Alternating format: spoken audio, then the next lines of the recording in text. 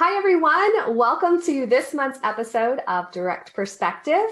I am Marie Stacks, president of Boost Midwest, and I am extremely excited to introduce you all to the CEO of Aptus Financial, Sarah Catherine Gutierrez. I met Sarah Catherine probably 10 years ago now, maybe longer. And she is a fantastic business owner and business leader. And I am super excited for you guys to meet her today. So Sarah Catherine, would you like to introduce yourself? Marie, first of all, I just want to say, if after this we could do some practice on how to pronounce my last name, that would be awesome. You officially pronounce it better than I do. But yes, it's really an honor to be on this. You know, you and I have known each other for a long time in a variety of different ways. We knew each other socially, and then we knew each other through a service organization, Rotaract, and then now as two entrepreneurs. So we've been comparing notes on all kinds of things, and it kind of feels kind of full circle to be on this with you, and it's a lot of fun. So just the brief rundown is I own Aptus Financial. We are a flat fee financial planning company, and we have two sides of the business. We have personal financial planning, where we service people all around the country, helping them create a financial plan, and then we teach them to invest their own money rather than have us invest the money. So it's a very unique business model. The second one is we do flat fee retirement plan advisory services. And so we run retirement plans for companies, and we do it on a flat fee so that we remove conflicts of interest. So for instance, like an example of a conflict of interest is if you get paid as a percentage of the assets in the retirement plan, but you have a large employee base who has, credit card debt or student loan debt that would arguably better off servicing that before getting to their full retirement plan contribution rate. So this very kind of boring pricing model is how we can do some pretty life-changing work within the context of retirement plans and companies. So that is the business, and thanks for having me on to chat about it. Yes, I'm so glad you're here. And I think, I've gotten the chance to learn from you. So it's definitely benefited us and our family. And honestly, I've taken pieces of it into our business. So to kind of get us started, let's look at business operations. Obviously, tracking progress, tracking outcomes, it's a big part of what we do with our AIM solution. But how do you monitor that in your business day to day? Yeah, so KPIs are really important from like a global business standpoint. And so we track, so we have a really high volume practice with our clients that come in. So remember, we are wanting our clients to be able to fire us. So we consider ourselves a revolving door, because the faster someone can go off on their own and manage their own money, the better off they will be, right? So we have a really kind of sophisticated tracking system, because think about, like, we've got multiple financial planners. We have tons of people, writing into our website every day, asking, to become a client. We have to manage our financial planners' client load. So we track the numbers really carefully, because we got to make sure that we're filling our planner schedules, but also not booking out clients for 3 months, so it's just, so we track like on a larger level, those KPIs. Okay, but on our retirement plan business, we actually track KPIs for client success. So one of the things that we do every quarter now is we look at the savings rates of all of our retirement plan participants. And we want to know, as soon as someone drops to, say, like a 3% rate from 5% or 0 from 10, and we want to shuttle them into personal financial counseling, just like, hey, schedule a 25-minute meeting with us. What's going on? How can we help? So we track KPIs for individual, like, client servicing, which is really unusual. That's not being done. More like, so think about retirement plans as being like, here's your investment list, here's your makeup of your retirement plan, you're welcome. We don't, so it's more like we will receive any questions you have, is kind of the old way of doing things. We are going out to the participant.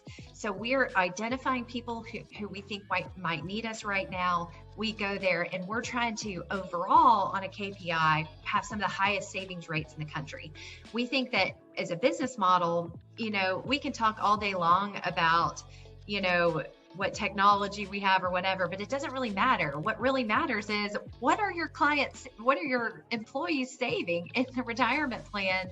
And is your retirement plan advisor helping to get that savings rate higher and higher and higher? So we have a goal of getting all of our savings rates on average to 10%. We're hitting it real close with some of our longest standing plans.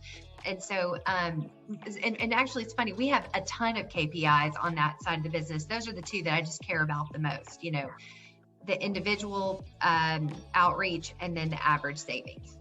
I love that you take, and I think it's a fantastic business motto to take what you're doing from a business level and making sure that it is impacting your clients. I love that you're monitoring those KPIs at the client level to determine whether or not your business is successful. That's huge.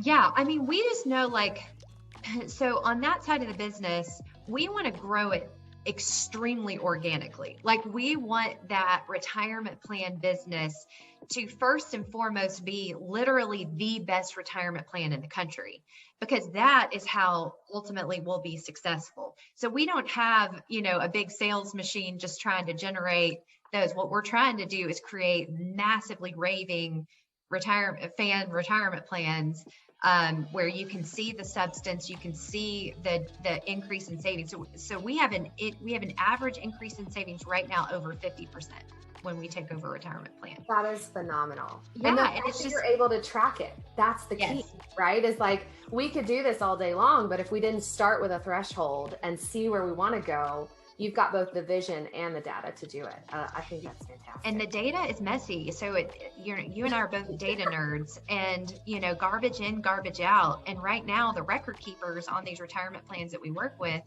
I mean, honestly, their data is not good. It's not their fault.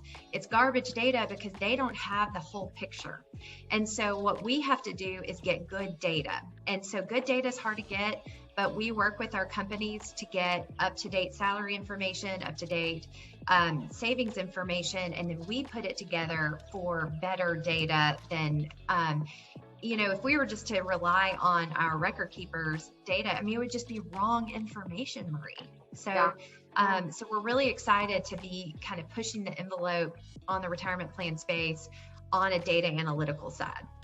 I love that. I think that's fantastic. So I'm going to kind of switch gears and let's think about, business leadership and entrepreneurship. I know a lot of the folks that watch this, that's what they do. So as an entrepreneur, as a business owner, what is it that makes you excited about your company and what it brings to the table?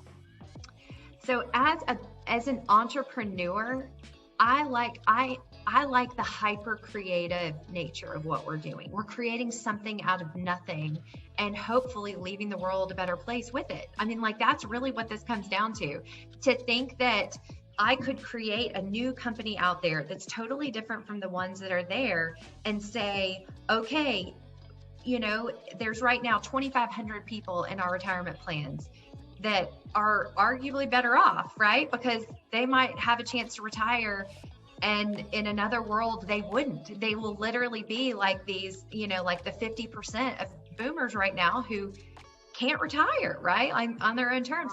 Imagining that is a tangible thing that we are putting out into the world. That's cool to me. Yes. Just the hyper creative nature of it. One of my favorite stories that I think we've had back and forth is there was a client that you got to sit down with and they weren't sure when they were going to get to retire. And I vividly remember you coming back super excited and you're like, they not only get to retire, they get to retire early. Now, being able to literally give people that confidence is amazing. Yeah. And I can't take credit for it because this was a woman's lifetime before I was, even an adult. Right. But that's the vision, is you have someone who didn't know what she was doing. She had just signed up randomly to save 15% into her retirement plan from a young age, had no idea where she was invested, how, but it turns out she was invested, if you look back in history, with the top of the investments out there that she just had randomly chosen. They just fully diversified portfolio. Didn't even know what that meant, had never logged in, didn't know she was on track for retirement. And I got to pull up that account and say, what? You have enough for 2 retirements here. Literally, you are 61 years old. At the next annoying staff meeting that drones on too long, you can be like, actually, folks, peace out. Yes, exactly. But I think you gave her the confidence and the knowledge. And I think that's what you guys do so fantastically, is giving people the knowledge. So I know we're a little short on time. So let's go into this one question that I love. And we're all about optimizing business, but what suggestions or advice would you give someone that's looking to optimize their business or just their business operations day to day? You know, the secret to a happy life personally is low fixed overhead, right? So we know, like, people going out and buying these houses, like, that's a bad idea because it's going to bring stress. It's going to bring, you know, potentially underperformance and retirement plans, all those things. Okay. The secret, in my opinion, to long-term success with a business is having your own cash, because you can make your own decisions when you have your own cash, not other people's money.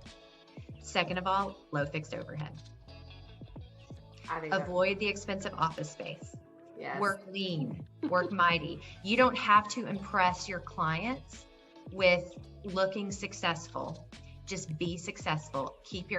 Have that, you know, have your home office. Like, don't worry about it. The success comes from what you're offering, not how successful you look. And that's hard because, you know, when you're an entrepreneur, you want people to trust you. And sometimes you feel like a nice, impressive office space is how you do it. But then that can also hasten your expenses and you run out of. Yeah, it's that idea of fake it till you make it, and then, oh wait, I don't have any more cash to fake it, you know? So yeah, you're that's such good advice. And I love that it's with the finances in mind. I think you're spot on with that. So awesome. Well, thank you so much, Sarah Catherine, for being with me here today. But a huge honor, Marie. Thank you for having me. It's been so fun to catch up with you.